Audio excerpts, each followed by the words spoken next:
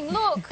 Oh, you're currently tired. sitting on the couch having a nap, but anyway, Oh, you're doing a great job. That's comfy. We'll check back in with you a little later. But you should have a sleep because it works well into what we're about to talk about. Because sleep is something we all need, but for so many of us, it's a real struggle to get a good night's rest.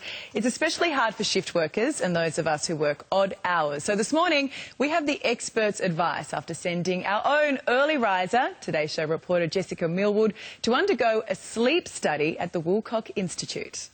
Dream, dream, dream, dream. Good sleep is not just important, it's essential for well-being of human beings. If you've ever wondered what it's like to be part of a sleep study, well, you're about to find out. Hey, Jess. Hello, Doctor.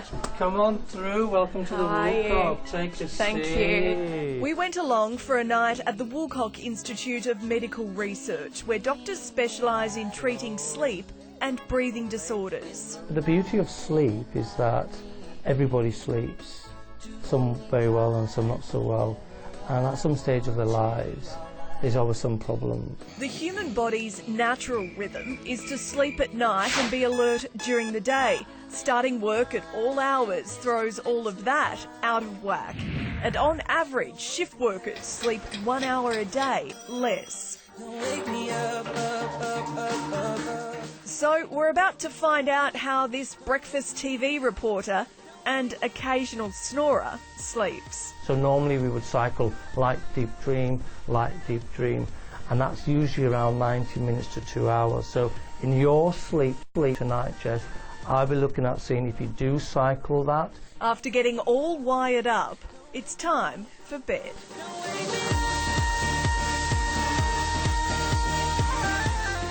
The results of my sleep study soon.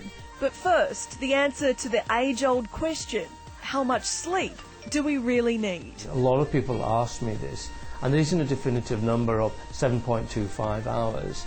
It's a range between probably 6 and 9 hours. But my answer to that question is enough sleep during the night, at least, so that you don't feel you need to recoup extra sleep in the day. If you work abnormal hours or shifts, this isn't always possible. But there are things you can do to help make the most of the time you have to rest. And that's really about lighting. So there's some products out there that use red light at night to actually increase your melatonin levels, and that helps you sleep. I think what we're all looking for is information.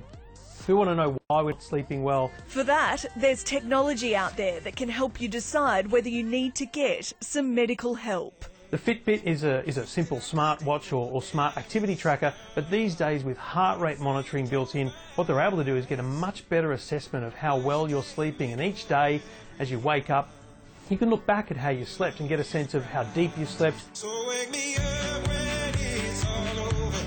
As for how I slept, Jess, welcome Good back. morning. Thank you. Morning. Take a seat. Got my coffee. Oh yeah, you won't need that because I know exactly how you slept last night.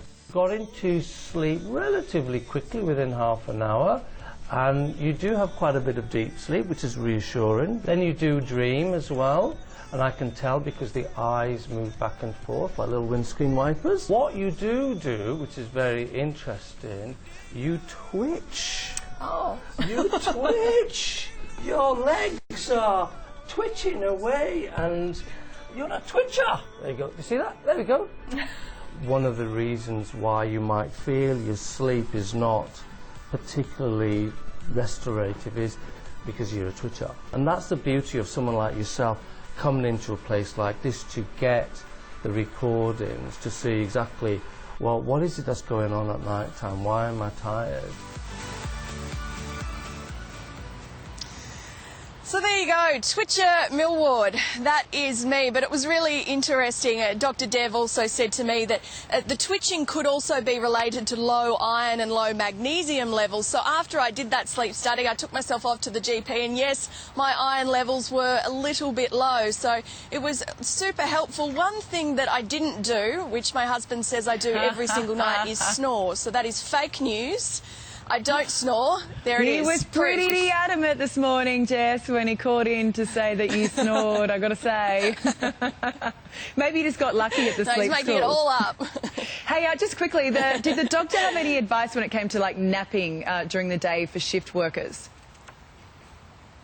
Yeah, we all love a nap, those of us that rise early or those of us that do shifts, but the optimum time to nap, even if you don't fall asleep deeply, is just 15 minutes. So if you can just take 15 minutes to lie down, close your eyes, that's about 3 hours less than what I nap in the afternoons. But yeah, 15 minutes is the optimum time with our circadian rhythms. So that was also a really helpful tip from the people at the Woolcock Institute. Thank you to all of them for looking after me so well. Super comfy bed. Yeah, it looked like it. You looked like nice and snoozy in there. And I don't think 3 hours is a nap. 3 hours is a solid sleep.